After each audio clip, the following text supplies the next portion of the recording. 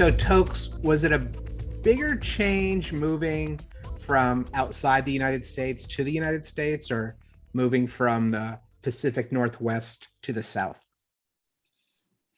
Interesting question. Um, well, when I moved from Nigeria, I grew up in Nigeria, by the way. I was born here, went back to Nigeria when I was about a year old and lived in Nigeria till I was 18. So when I moved here, I was a lot younger. And it was just me coming to, stay with my dad that had already been here a couple years. So it's a lot different. Okay. But in terms of the culture, I would say that I was more used to the American culture as compared to moving from the West to the South. Okay. So I wouldn't necessarily consider Atlanta South South, but it is Yeah. Southern. Yeah. And the culture is very different. The political realm of it is also very different. The food's different. The way people talk's different. The way people do business is different. So bigger cultural shock, I think, would be moving from the West to the South. Interesting. How amazing is that you moved all the way from Nigeria, but it was different coming from Pacific Northwest to Atlanta. Yeah, that's And crazy. yeah, Especially at the time, we moved 2 years ago. There was a lot yeah. going on in the country. There's a lot going on, So yeah, it is. I've never thought about that, but it's interesting that you asked that. So I think I'd go with the internal movement as compared to the coming from a whole nother continent. Yeah, I remember because we met when you lived in the Pacific Northwest, and then after about a year, you decided to make that move, and kind of all the changes and questions you had in your mind and how it was going to work out. But you've really thrived there, and your family seems to be really happy. I think that's awesome, and I know customers love it because you're already working with a lot of those customers before, Yeah. but remotely. Yeah. It's nice to be able to, go see them face to face and be in the same time zone for sure. Yeah, I don't have any negatives. We love the move here. We love the Mhm. house. We love the people. I love the customers I've been working with before. We just had to make a mental commitment to going to the Northwest every year. Okay, good. Yeah, because the one thing that I miss, which is crazy, is the food. Oh. I have yet to find a decent Chinese restaurant in the state of Georgia. Oh, wow. My family and I did a drive up there to Oregon and Washington a couple months back, and we discovered Dutch Bros, which they don't have a lot of here. And the kids are like, we have to go back just to go to Dutch Bros. My husband's top 3 things to do once we pull in is Dutch Brothers. Oh, And that's awesome. yesterday, he That's was still awesome. talking about, oh my gosh, that first gulp is going to be so great. Interesting about Georgia is they don't have like kiosk and stuff like that. They don't have we only have Starbucks. And Yeah. you have some maybe pastry stores, but they're in a building. It's not like pop-ups or stuff like that you have in Oregon. Yeah. We have a lot of rain there, so you have to have very good coffee. Oh, gotcha. Very cool. Well, Toks, why don't we just kick things off? You can give our listeners a little bit of background about yourself in the field and kind of how you came up and what it is you do now here at Mandiant. So I actually fell into security by surprise. It wasn't planned. My background, I had my undergraduate in electronic media, and then I also did a master's in healthcare administration. And I kind of started doing sales. I worked at Enterprise Rent-A-Car for about 10 years, going through all the ranks from being a management trainee to a manager to, senior manager and all. Yep. And, I started making money then. And so it was very hard for me to now go back to maybe journalism or something else. Yeah. And cybersecurity actually fell in my lap. I had interviewed for a position at the largest security company at the time, based out of Springfield, Oregon. And I applied for a channel position. I thought we were going to be, we're going to sign an offer letter, and then I heard nothing. Yeah. And I reached out a couple weeks after, and they said, oh, so sorry about that. That position got canceled, but we have another one for you. It's to be a rep for managed services. Okay. And it's like, great. I don't know anything about it, but sure, let's do it. What's a managed service? So yeah, I learned what managed services was and what endpoint was and all of that, SEP, DLP, and that became my life for 9 years until another opportunity with Verodin came, and now I'm just all in security. Awesome. Awesome. Well, that's good. You know, I love it. And so many people that come on the podcast have backgrounds that have nothing to do with computer science or Yep. computer engineering or, you know, specific security studies. It's such an eclectic field. So that's the first time I found out that you had a background in healthcare as well. I didn't even know Yeah, that myself. that was what I thought I was going to do, but you know, I was following the money as any good salesperson would. Yep.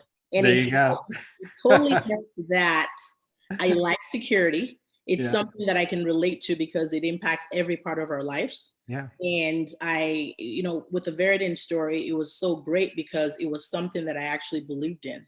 Yeah. You know, there was a problem that we had to fix, and I had a great group of people, from Chris Key to yourself, that were mentors that helped. And yeah, now we are here today. That's awesome. That's so cool. Well, you know, Toks, so you've been in security now for a very long time. How have you seen threats change, you know, when you're having discussions with customers and what they're concerned about? And kind of on the other side of that coin as well, how have you seen organizations start responding to those changes, or how has that adjusted, if you will? So the landscape has definitely changed. I remember when I first got into security, not knowing a lot about it besides, you know, I have credit cards, and you know, somebody might steal your social security number, and you wanted to secure that data, to now being in the industry where you're selling endpoint protection, where you are, you know, working for a big company that had impact. And every customer that I call on today at some point had, you know, worked with that company before. Yeah. So security has certainly changed. We're going from where, you know, cybersecurity or even security itself was a technical issue. It wasn't part of the business, to where today, you know, cybersecurity has a place at the table. You know, you have CISOs. You know, I remember the CEO of Delta, when asked what was it that kept him late up at night. Yeah. It wasn't the price of fuel or anything else. It was cybersecurity. You know, Amazing. so that's a very interesting dynamic and a shift. From technology point of view, I would look at, you know, SEP, where back then, 10 years ago, it was more signature based. Yep. Where, you know, customers were all reactive, or even the government, when they see stuff, we're relying on customers, the government, to be able to come to Symantec to now write rules around, you know, what they were seeing out there, to now where we're being proactive and we're using machine intelligence, we're using, you know, so it's definitely changed in that aspect. Yeah. From a threat perspective, I remember when I came into the industry that, you know, a lot of stuff that was happening was from China, at least 99% of it. And it was nation states attacking, you know, into companies' intellectual properties. Sure. It was them accessing your database, your networks, and then just being in there for 365 days or however long that is. So it was low and slow and just stayed there to see what they could get. It was more about, I would say, disruption, I should say, of business, as compared to extortion now, where they're in there fast, 3 days, they have access, they shut you down. It's all about embarrassing you, leaking customers' data. If you don't do, like stealing your data, encrypting it, and to where you get a key to be able to get access to it. And if you don't do it, they release it to everyone, and it's embarrassing. So that it's been a huge change. We've also seen the largest breaches. Like, it seems like every breach after is larger than the previous one. Yeah. You know, Targets, Equifax, Colonial Pipeline. So it's evolving. And also on a personal, you know, I wouldn't say personal, from a commodity or even individualized perspective, people are more aware of their data than they were before. You have data everywhere to where you can't control it. It is just a known risk that we all go through. You're either being breached or you're going to be breached. So what do you do right now to be able to make sure that you're weighing the risk and assessing and prioritizing what you need to focus on? Yeah. I like that last bit that you said there about prioritization as well. And there's these organizations, as you know, that have 50, 60, 70, 100 different security vendors under their umbrella, which is, it's crazy to think that even with a football team of security engineers, it's going to be complicated to not just keep them running, but actually get value and make sure that they're doing what they're supposed to do. And we talked about, the early days of Verodin, pre-acquisition. So I'm wondering, given that backdrop that you just gave, how have you seen sort of the Verodin platform mature and evolve up through becoming what now it's called Mandiant Security Validation? But of course, now Mandiant Security Validation is part of a larger integrated platform and SaaS delivery type model, which is called Mandiant Advantage. But how have you kind of seen that evolution from the early days of Verodin to Mandiant Security Validation to now Mandiant Advantage? So for me, and this could be wrong, you might think it is, but for me though, I think that a message from Verodin that resonated with me in the beginning is still the same today. It is, can that happen to me? Yep. You see a CISO or a security leader sees something on the TV and they're asking very basic questions about their security and being unable to answer those questions. And here comes a solution that from very experienced people that have been in security coming in to help you answer those very basic questions. And what we saw a lot of with customers is, how come nobody came up with this before? It's a very, I know, it's a very simple concept that worked. Yeah. Fast forward to, we're still answering those very basic questions right now, but also giving customers the ability to be able to get to those answers very quickly.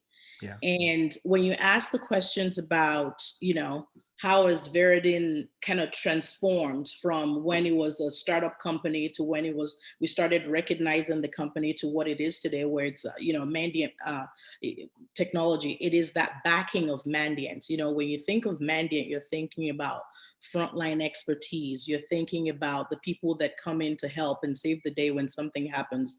We're talking boots on ground and having the experience, having that, the largest pool of intelligence outside of like a 3-letter word agency, right? Having all of that intelligence back in this platform to where you can very quickly ingest that information into your platform and test the controls that you have to be able to get results, to see where your gaps are. How do you prioritize, what you need to fix right now? Who's actually attacking you and how would they do it? Yeah. And being able to produce that in a report that I can understand with no security background to a CISO, to practitioners, to the board. So I think that's been very important. When we talk about Mandiant Advantage, I'm actually very excited about this one. I talked about how we have the backend of Mandiant now, but having that ability to be able to provide and produce a SaaS platform to a customer where they have several technologies. We have intelligence, we have automated defense, validation, and other things that we're going to be adding to it. But having that platform to where you're in one single console, it doesn't matter what tools that you have. They don't need to be FireEye, Symantec. It doesn't matter. Whatever it is that you are with customer, as long as it's an enterprise solution, being able to have that platform to be able to run those attacks, prioritize what you're seeing, refine your, the threats that you're looking at and who's attacking you. I think it's game changing. Yeah, and I think you're right. When I think about Mandiant Advantage, of course, there's Verodin Classic, which is Mandiant Security Validation for sure, and then Respond, right, which gives us that sort of automated capability to ingest and correlate and when we get log files. But really, when you start looking at the threat intelligence and the incident response capabilities and the managed services, it kind of takes all that complexity, and not only does it enrich it, but you say, hey, by the way, you can take this as a service as well. Because there our point earlier, you might not have all the people to do this. So you might need a little bit of augmentation, a little bit of help. And I'm seeing that hybrid model become really, really common with our customer base, saying, you know what, we still want to do it, but we want to augment our staff with you guys, because you guys are the experts. To your point earlier, you have boots on the ground. Plus you've got this massive threat intel backing as well. Help us get better use out of your solutions as well. And I think it's a great marriage. And I think it's really where the security industry is going as a whole. I think that SaaSsy, servicey security kind of delivery model is kind of the new, if you will. And I think we can't understate the fact that it is quick within minutes, right?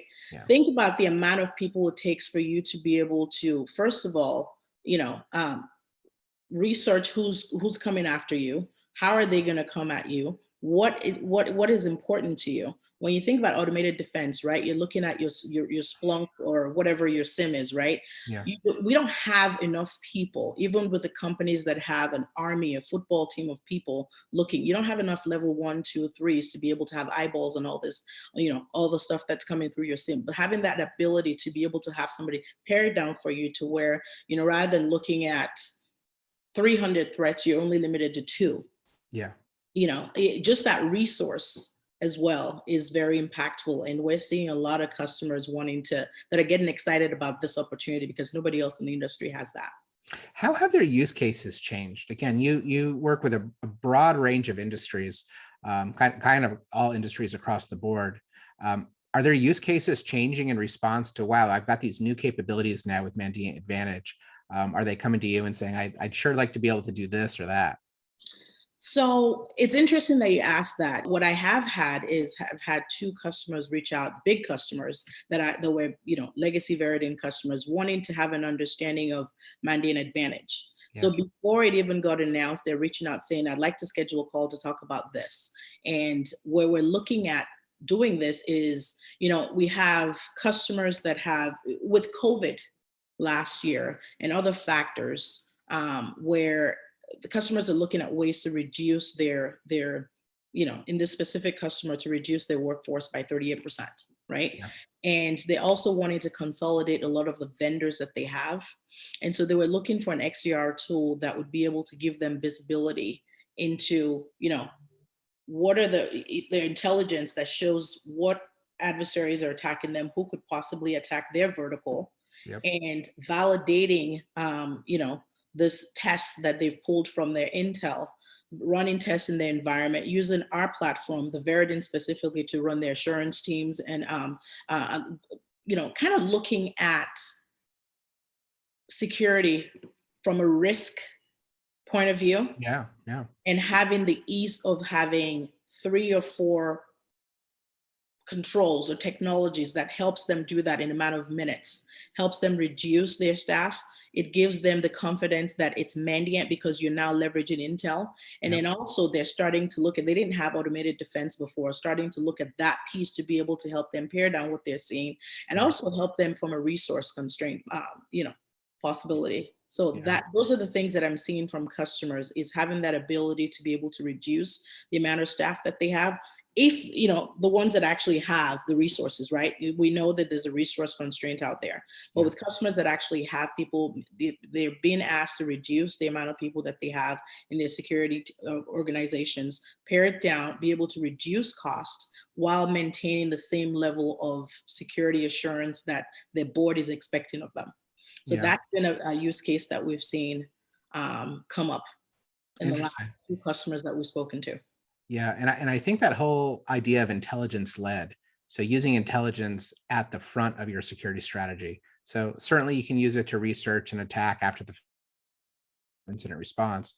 But to your point earlier, it's so great if you're taking all this great threat intel that's sourced by Mandiant analysts, as well as incident response folks and red teamers that are in the field, and they're putting all of this into our intelligence grid.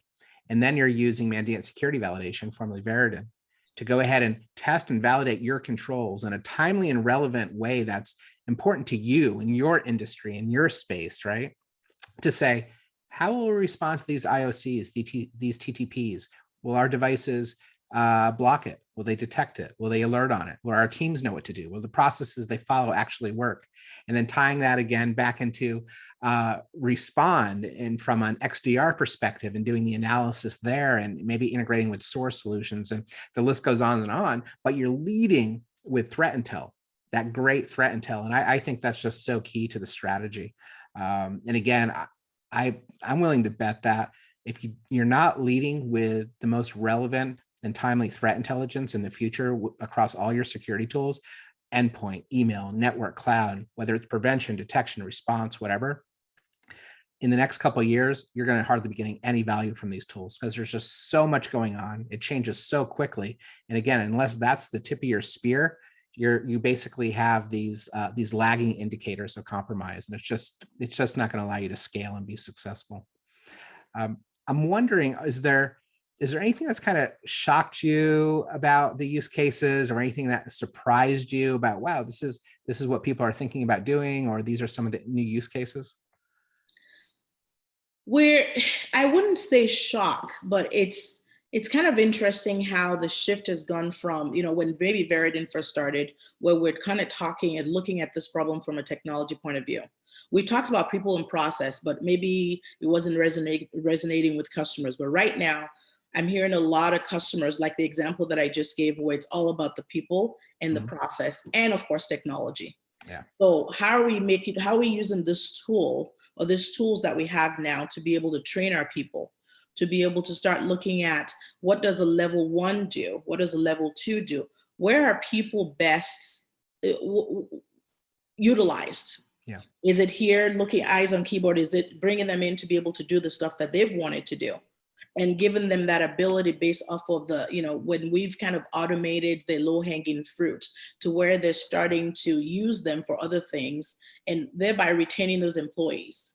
So those are things that I didn't think about. Those are big picture executive, conversations, but that are very important to those leaders right now, is how do we retain the people that we have? How are we making sure that we are using them for stuff that's strategic, and removing those low hanging fruit and automating what we can, to be able to now start making big picture decisions around reduction of staff, or just optimizing our staff, as compared to when we're just talking about technology. Yeah. Yeah. So there's that. Yeah, one of the biggest use cases in the early days, right, was you might have 20 different security tools, and maybe you only need 10 of those, or maybe 5, and they just have to be tuned properly, right? And it wasn't taken to the point of maybe some of these people that you have doing very tactical jobs, they can be more strategic now, and you can kind of reshuffle that deck of how you're leveraging your engineers, and how you're just looking at security overall. So that's really interesting. That's great feedback. And are there any sort of technical use cases or business centric use cases that kind of stand out, that you're seeing thematically being picked up by the customer base?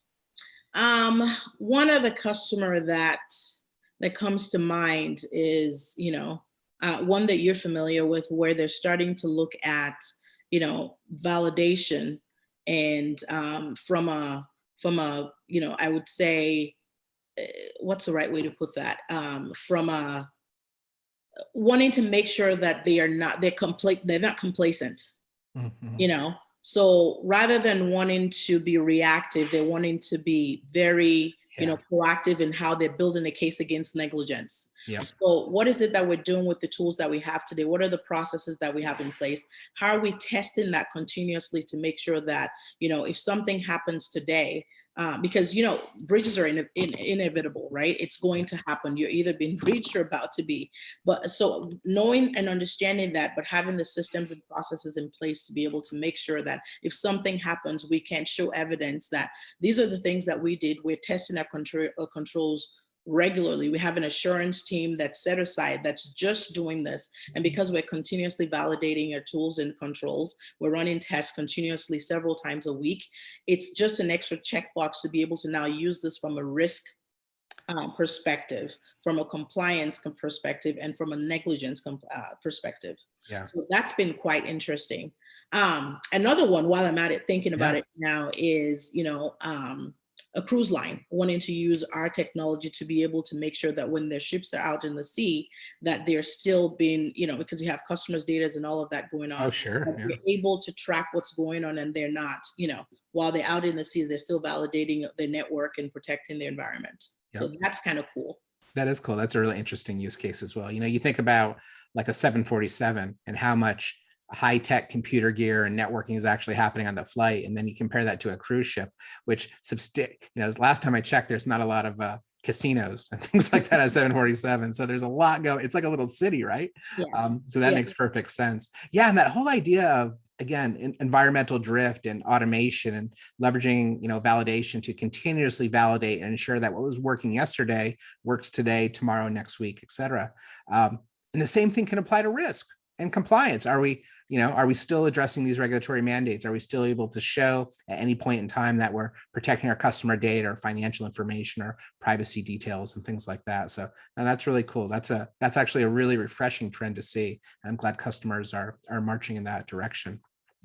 So Toks, before I know you have to get back to work, you're do your day job here, but any last words of wisdom or anything else you'd like to share with our audience? I think 2022 is going to be very cool. With Mandiant, we're going to have a lot more than what we're offering today. We're going to have customers that we haven't been able to talk to before that are eager to talk to us. And we're going to get back to doing what we are known for.